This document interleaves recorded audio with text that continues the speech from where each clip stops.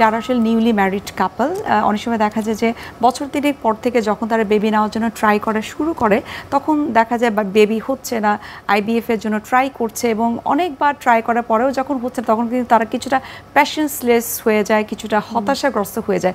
তাদের উদ্দেশ্যে আপনার ছোট্ট কিছু টিপস জানতে চাই। আসলে বন্ধ্যত্ব এখন আর অভিশাপ নয়, একটু সচেতন হলে তাহলেই বন্ধ্যত্ব থেকে আমরা মুক্তি পেতে পারি।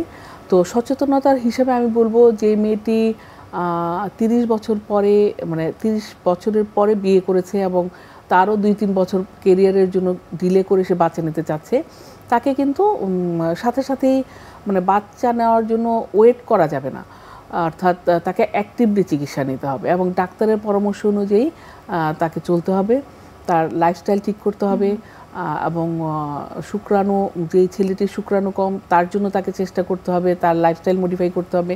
চিকিৎসকের পরামর্শের কোনো বিকল্প নেই, কারণ যেহেতু আমাদের দেশেই এখন সব ধরনের চিকিৎসা হচ্ছে, পাশের দেশ যাওয়ার দরকার নেই কিংবা আরও কোনো দূরে যাওয়ার কোনো প্রয়োজন নাই। আমাদের দেশে অনেকগুলো আইভিএফ সেন্টার হয়েছে, অনেক আইওআই সেন্টার আছে এবং ইদানিং বলা হয়ে থাকে আইভিএফ এর সাকসেস রেট সেম। এবং যিনি আইভিএফ এর জন্য হয়তো ওনার অনেক টাকা পয়সা নাই, উনি হয়তো ভাবছে আমি কিভাবে চিকিৎসা করব, তারও হতাশ হওয়ার কিছু নাই। উনি কিন্তু আইভিএফ এর মাধ্যমেও সন্তান সম্ভব হতে পারে না। জি ম্যাম, আপনাকে অসংখ্য ধন্যবাদ। আমরা অনুষ্ঠানের একেবারে শেষ পর্যায়ে এত চমৎকারভাবে, এত বিস্তারিতভাবে ইনফরমেশন দেওয়ার জন্য আপনাকে অসংখ্য ধন্যবাদ জানাচ্ছি আবার, এবং শুভকামনা এনটিভির পক্ষ থেকে। আপনাকে অনেক ধন্যবাদ এনটিভি কর্তৃপক্ষকে।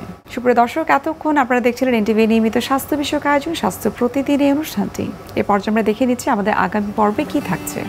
প্রতিদিন দেখা যায় আমাদের চেম্বারে হয়তো 50% পেশেন্টই কিন্তু 30 থেকে 50% পেশেন্টই কিন্তু এই মাসিকের বিভিন্ন জটিলতার জন্য আমাদের কাছে এসে থাকে।